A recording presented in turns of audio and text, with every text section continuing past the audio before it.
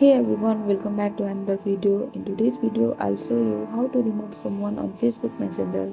Firstly, you need to open your Messenger app. In order to remove someone, tap on people icon and then it will show you a long list of all the people that are active right now.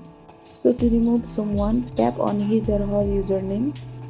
Then you'll get access to the chat sections. Tap on I like icon at the top corner of the screen.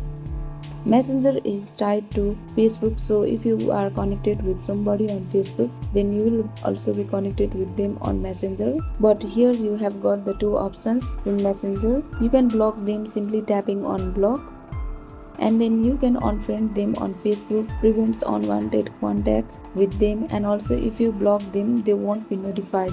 Again, let's go back. Also, you can restrict them by simply tapping on restrict. You can move the chat out of their side. Also, you can hide your activity. You can unrestricted them at any time. So if you want to remove them completely, then you can tap on block on Messenger or block on Facebook. And this is how we remove someone on Facebook Messenger. Thank you for watching.